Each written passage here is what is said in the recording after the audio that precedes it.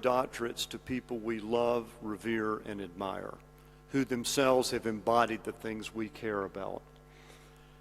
So Berklee College of Music's Honorary Doctor of Music degree was established in 1971 to honor those people in the industry who we emulate and admire. Duke Ellington was the first recipient, followed by such artists as Sarah Vaughan, George Martin, Quincy Jones, Dizzy Gillespie, Pat Metheny, B.B. King, Paul Simon, Alison Krauss, Harry Belafonte, Placido Domingo, Paco de Lucia, Aretha Franklin, and many, many others. Among the innumerable guitarists in the world, John McLaughlin has stood far above the crowd for half a century. Fellow guitar legends, both Jeff Beck and Pat Metheny, have competed to call him the best guitarist alive. Born in Yorkshire, England in 1942, John studied piano and violin before gravitating to the guitar at age 11. He moved to London in the 60s, where he began playing with pop and R&B groups, doing session work, and diving into jazz after hearing Miles Davis. John relocated to the U.S. in 1969 to work with famous drummer Tony Williams and his group Lifetime. He soon began playing numerous recording sessions, including those for groundbreaking Miles Davis albums, In a Silent Way and Bitches Brew. Can we just let that sink in? Two of the most seminal recordings in 20th century music. In 1971, John formed the Mahavishnu Orchestra with Billy Cobham, Jerry Goodman, and Berklee alumni Jan Hammer and Rick Laird. The group's watershed albums, The Intermounting Flame, Birds of Fire, Between Nothingness and Eternity, hit the music world like a cyclone. The music's aggressive and unprecedented blend of rock, jazz, Indian music, blues, and more burned over fierce, odd-meter grooves with angular warp-speed melodies, dark-hued harmonies, and highly virtuosic soloing, some of which we heard the other night. The Mahavishnu Orchestra established John's international reputation as a guitar innovator of the highest order and a deeply influential composer. Guitar virtuoso Steve Morse, currently playing with Deep Purple and the founder of the band Dixie Dregs, said, quote, "John's writing and playing have been a huge influence on me. I fondly remember touring and playing music with him and will always look up to him." Berklee guitar professor and microtonal explorer Dave Fusinski states, quote, "John has transcended with his instrumental and compositional language and is the true embodiment of the phrase, 'the sky is the limit.' Quoting one of John's song titles, 'He is to me truly a celestial, terrestrial commuter.'" John's panoramic musical journey has included acoustic explorations of Indian music with his celebrated group Shakti, and orchestral music with the London Symphony Orchestra on his Apocalypse album in '74, and Mediterranean concerto composition in '88. His foray into flamenco-flavored music with guitarist Paco de Lucia and another Berklee alum, Al Di Meola, yielded 3 records, including the multi-platinum selling live album Friday Night in San Francisco. Through the decades, he has collaborated with a roster of storied artists, including Larry Coryell, Carlos Santana, Jaco Pastorius, Jack Bruce, Jimi Hendrix, Wayne Shorter, Trilok Gurtu, Herbie Hancock, and so many others. 22-time Grammy-winning jazz artist and collaborator Chick Corea wrote, quote, "Thank you, John, for all the uniquely beautiful creativeness and inspiration you have given and continue to give me and all those around the world you touch. It's a continuing honor and joy to be your friend, collaborator, and biggest fan." Latin American and rock fusion pioneer Carlos Santana states, quote, "There are very few musicians that can transcend time and space on a musical, molecular, and spiritual level the way that John does." And if you knew Carlos, that is so Carlos. His work with Miles Davis is timeless, and it's no wonder that Miles bestowed upon him the honor of calling him his favorite guitar player. It doesn't get any better than that. John has released some 30 albums as a leader and many more in collaboration with others. He's a Grammy winner, has topped countless magazine readers' polls, and been numbered among the greatest guitarists of our era by Rolling Stone, Downbeat, Guitar World, and other publications. So, for his pioneering and far-reaching contributions to contemporary music, it is my pleasure to present Berklee's Honorary Doctorate of Music degree to Maestro John McLaughlin.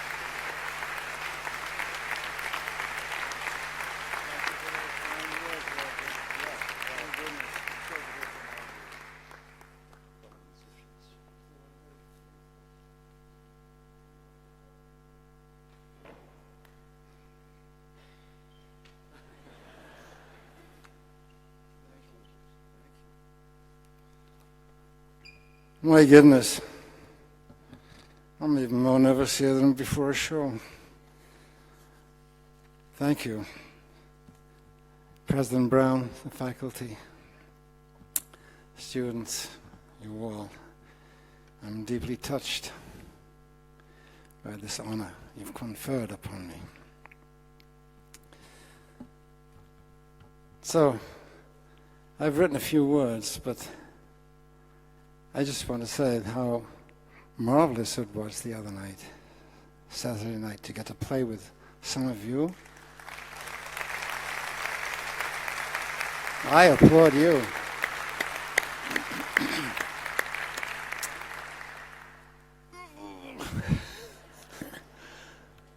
It was a thrill for me, and an equal thrill to go for the second show and watch and see what amazing talent you guys are. And ladies, thank you. I'm so impressed. I loved it. I was deeply honored to be part of your event. Thank you for inviting me, and thank you for the honor. Thank you. So I know you have quite a number of departments, but I wrote some words that I feel quite deeply about. So I'm going to read them to you, and just bear with me, okay? So it's about music. My life is about music. The role of music is today what it's always been in the past. It is the universal language of love, both human and divine.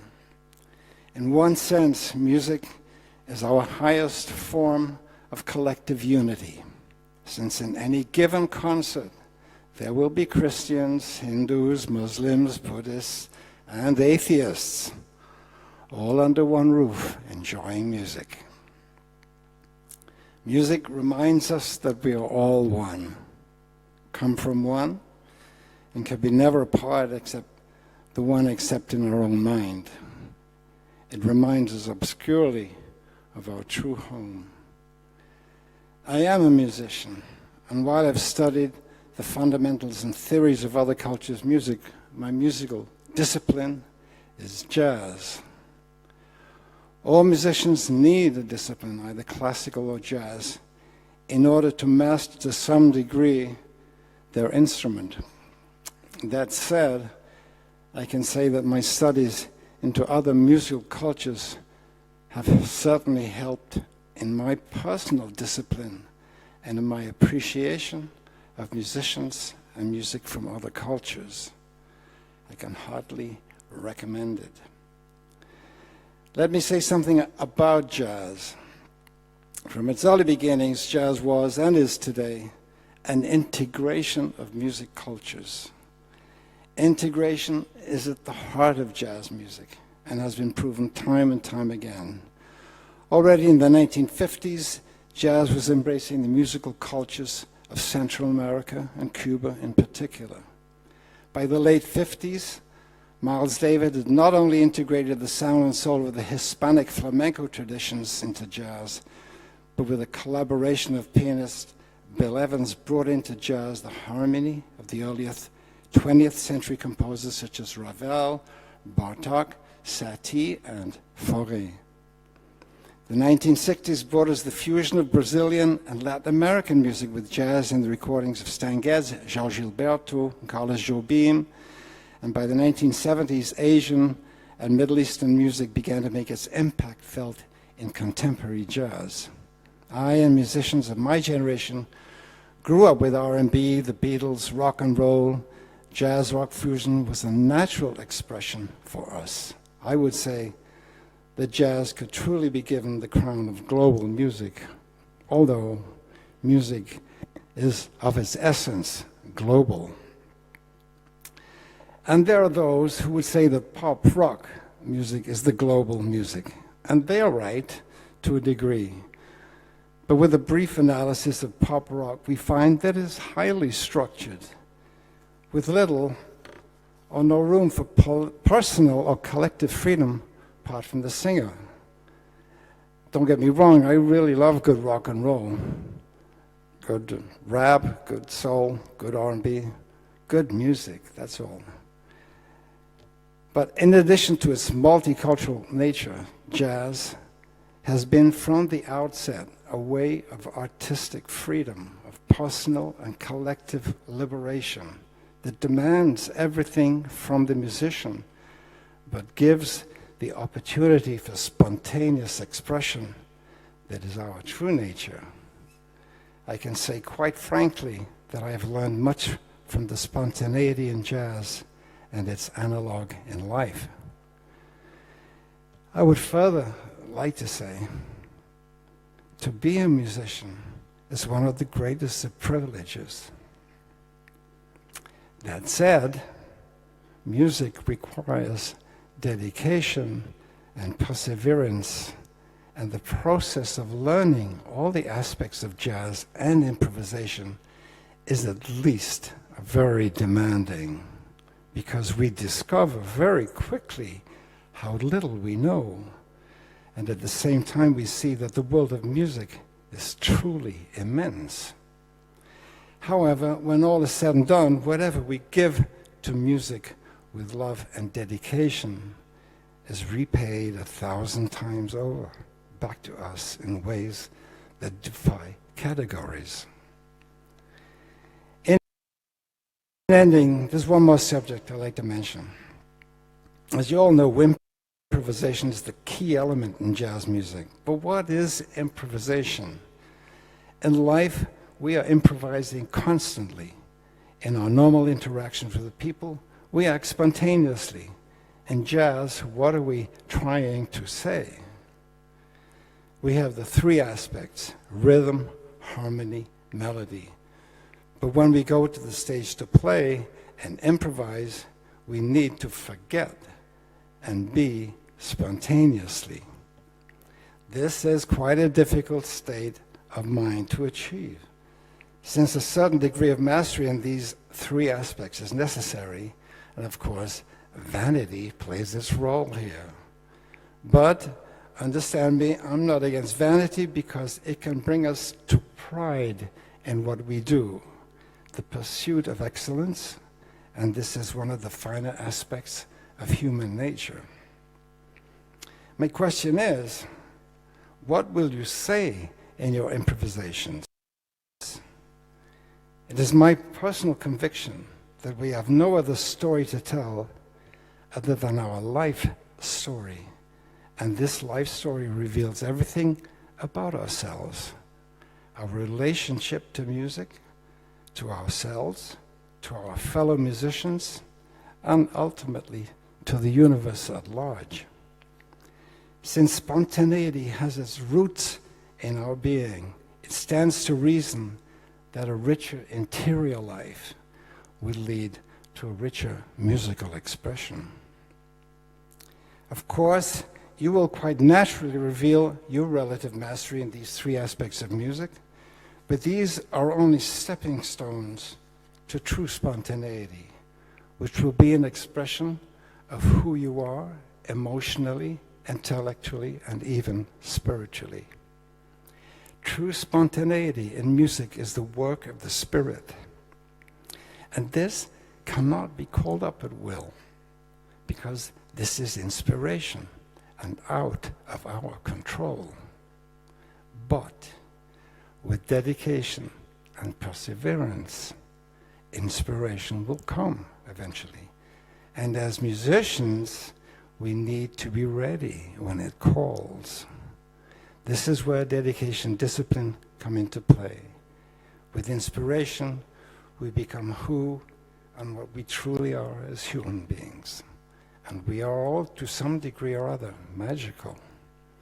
Once this state arrives to the musician, the music becomes magical. And the listeners in the audience recognize this. We all know and recognize inspiration. It is our natural heritage. However, remember, the state of inspiration will come when it wants, not when we want. So I ask you to discover your reserves of patience and perseverance within yourself, because you will need them. And just really ending, the other night again was such a thrill for me. And I realized the marvelous job that President Brown and his wonderful faculty, please excuse me, I don't give everyone's name, but they're marvelous, I've met them all. And I saw the impact on a social level of what Berklee and you, all of you together, are doing to the community in Valencia. You're bringing joy, you're bringing happiness. And I say only one word: bravo.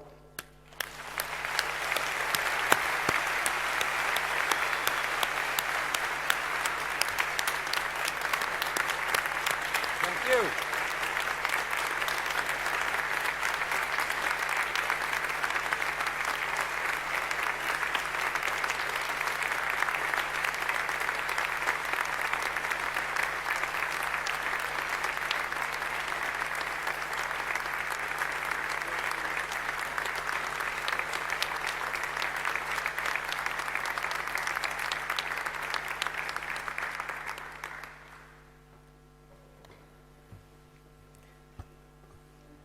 Thank you, Mr. McLaughlin, for sharing your wisdom and inspiring words.